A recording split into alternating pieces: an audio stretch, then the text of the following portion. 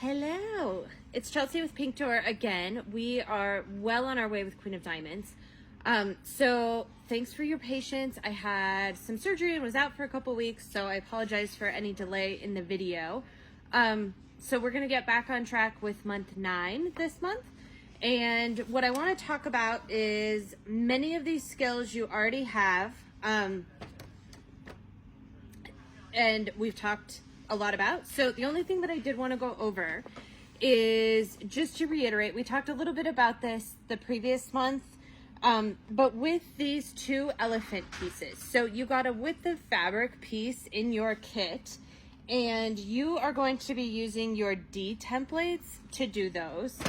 And so the one thing I did want to mention is that this quilt was designed before all this fabric came out, because we have to design these things so far in advance in order to get fabric and get the manufacturing done so that it can be sold to shops to ultimately get it out to the customer's hands. We work really far in advance. And so the one thing is this was digitally rendered, as we've talked about in the Facebook group. So the way that it's shown in this particular spot, you are not going to get the entire elephant in that frame. So you can see on the inside cover, no, I apologize, on the back cover, back here, you can see these elephants where we get most of his body in there. We can't get his whole thing. And so we've been having some jokes here about the elephant rump getting cut off. So I personally think it would be kind of amusing just to have elephant rumps, like the front in the top block and the butt in the bottom, but you might not find that as amusing as I do. So with that block, feel free to use whatever part of that you like best. It is not meant to be his head centered here, because that may, depending on the repeat of that fabric, we intended for it to fit as much of that elephant in there as possible. So if you refer, like I said, to that back, this is the actual finished quilt. And so that's a good rendition of exactly how much of that elephant you can get in there. So just wanted to cover that really quickly. And then you can also see it on the front cover, just a little tiny bit of that. So if you're not an elephant fan, if you don't like any part of that, you could also just totally swap that out for something else that you prefer more, or a different part of that particular fabric. There are quite a bit, of gorgeous flowers in that. So if you're more of a flower person, you could certainly include that. So moving forward to month 9 this month, all of a sudden I was like, oh wow, we're almost done. And that's kind of, I'm sad, because it seems like it's gone really fast. So good amount of blocks for month 9. We've got a full diamond and then 2 partials. So as we've talked about with your partials before, you're going to want to be really conscientious. And here we show that you've made the full diamonds here. So you're not going to want to cut those pieces. You're going to want to leave them complete. And then we're going to trim them later. So I'm going to go over just a reiteration of talking about some of the basics of hand sewing, and that you don't want to get those tails tucked in there. So we'll talk about that briefly. And then this block is pretty easy. Same thing with the stripes that we've done before. You are going to line those up. Let me grab mine out of my kit here. So we've got that yellow stripe. Bear with me. And same thing, so that these are less noticeable if you don't have them perfectly aligned. If you want to make them just as we've done in the pattern, the best way to do that is to take your B template, and as you can see here, we just eyeballed the center of this gray stripe in the neon. And so you're going to set your corners of this trapezoid right in the center of those. Oh, they look much more gray in the pattern than they do in real life. So I was like, do I have the right thing? So we're going to set those, pull this up so you can see a little bit better, right in the center. So this point and this point, the upper points of that are going to hit right in the center of those stripes. And so same thing. If you want those to be identical, less work, more achievement is is the motto of my game. You can do the same thing that we've done before. So take your stripe and fold it over twice so that the top and the back stripes match. As long as those are completely identical top to bottom, then you can lay this on there, center of those stripes, cut it, and you have two completely identical pieces. So that's your hack to getting those mirrored pieces identical. Okay, and then 9-3. This is pushing the skills that you've learned to the test. So bear with me here. Here's what we're gonna do. Jody Murphy of It's So Jody fame is a phenomenal fussy cutter. So she's gonna join us today to show you how to piece these together, which is sort of your advanced degree in fussy cutting. Hi, I'm Jody Murphy, and today I'm going to show you how I fussy cut block 9-3 um, using the Oopsie Daisy fabric. So, the first thing that you'll notice on pattern is that, and sorry if this is backwards, but the shapes here, the two M's together, make a hexagon. And because we're fussy cutting to create the look of one continuous piece, I'm going to go ahead and actually use our E template or E paper for this, these two pieces, and then put M's on the outside. So what that's going to look like is the full hexagon, and then we'll have the two M's on either side. And what I'm going to do first is um, lay the paper out on my fabric just to kind of determine where I want to cut. So I'm going to do, I think I like this light pink color. I'm going to give that a try. All right, and then what I'm doing is I'm going to line up the points along the stem of the flower. So the pattern, let's use the paper here. So along this line, and whichever it is that I pick. So I'm going to use that as kind of my guide. And so I'm just going to lay that down, and then I'm going to kind of move it around and find a spot that I like. And I think I'm actually going to flip it. I kind of like the purple color better than the orange here. I'm just going to flip that around. All right, so we'll start again. And we want this to be between these two pink diamonds. All right, so I'm just going to kind of place it and then just move it around a little bit. Oops, sorry. Okay, and the thing that I'm seeing is the point, like a nice point of reference, is the tip of this light green here. So if I put the point right on that light green, and I line it up on the stem up here, and then if I kind of look, I'm crooked, we want it the pink. So light green, and it'll be on the stem and this pink one here. That's going to put us kind of right in the middle of this third purple leaf as a marker. And so that should be pretty good to match. So I kind of like that. Maybe I'll scoot it up just a little bit. Okay, so I'm going to go ahead and mark that. So I'm going to leave my paper there. And I'm just going to put my template down. I'll just mark around that. And then I will go ahead and cut that out. And I'm not worried about being right on the line, just outside of it. This size of shape, if you have a little extra fabric, it's just going to fold over on the back side, so not a problem. A little bit of a straggler there.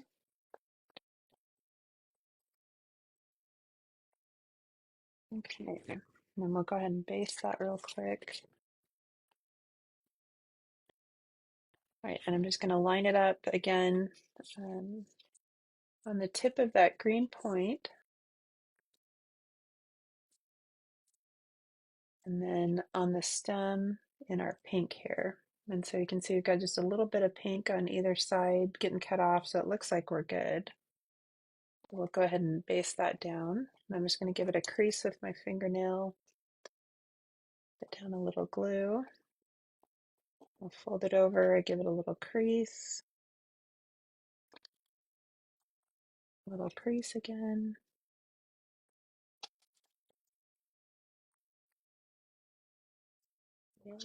Just continue around on our last side. And I love the hexies, no tails to worry about. All right, so here's the piece that we're starting with. And then I'm going to actually use this to lay out and cut the next pieces. Okay, so we're just going to make sure we're oriented the right direction here. Okay, so I'm going to use this strip and I'm going to just kind of lay it down here and get an idea. I'm just kind of mirroring up the pattern for where this is going to lay. Okay, so this piece is going to go kind of right in the middle of that third purple leaf up. So that's my marker. And you'll see we've got 1, 2, 3 purple leaves.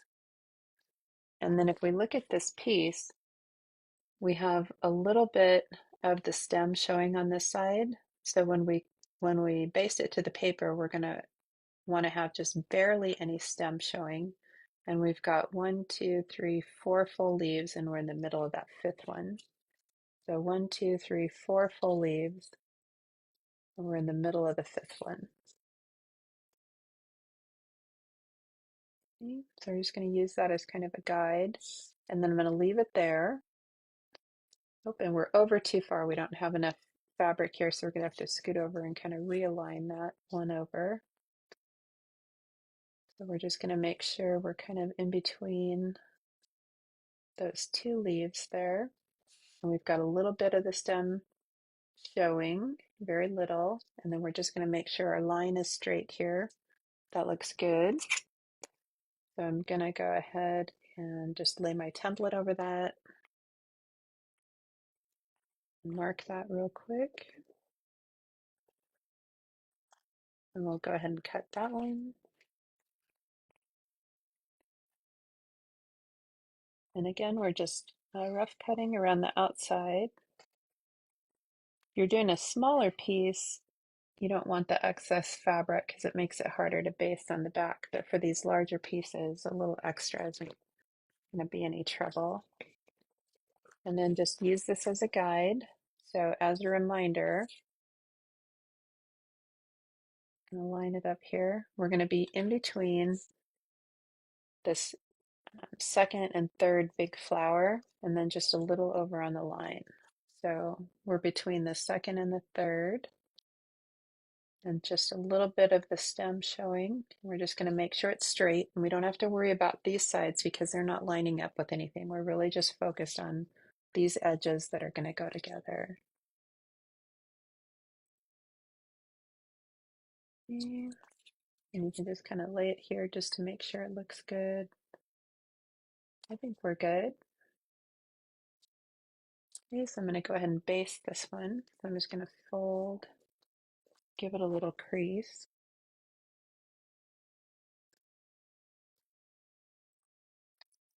And fold,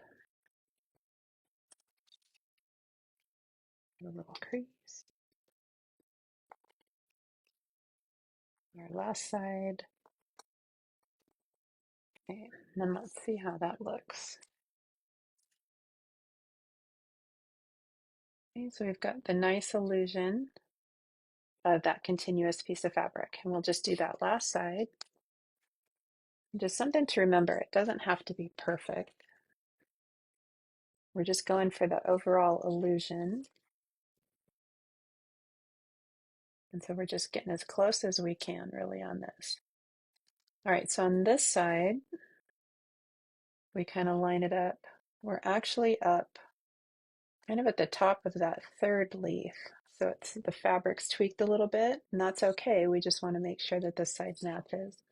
So we're going to place this bottom point right kind of at the top of that third leaf. And then we've also got quite a bit of, we've got the stems over a ways, and so there's a little bit of leaf on this side. So we're going to leave a little bit of gap on the side of the stem. Okay, so we're kind of right at the top. Hardly any of that leaf is showing. We've got 1, 2, 3, 4 full leaves showing. 1, 2, 3, 4 full leaves. We'll just adjust it up a little bit. Okay, and I'm going to place it. And then I'm going to use my template. I'll just slide it over. We will mark that.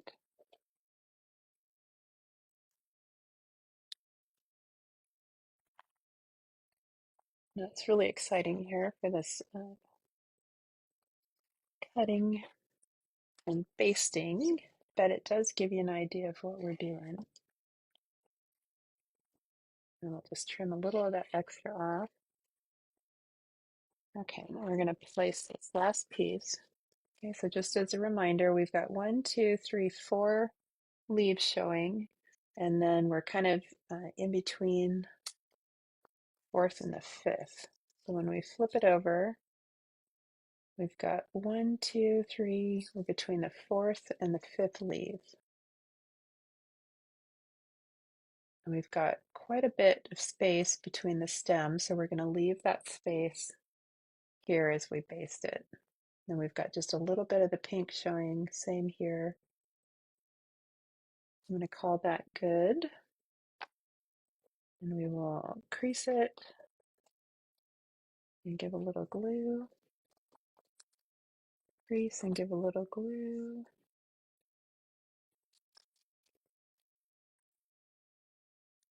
One more side to do.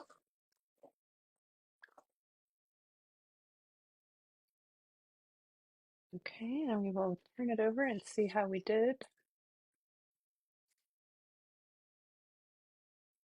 And that looks pretty good. All right, happy sewing. A huge thanks to Jody for showing us her aggressive fussy cutting skills this week.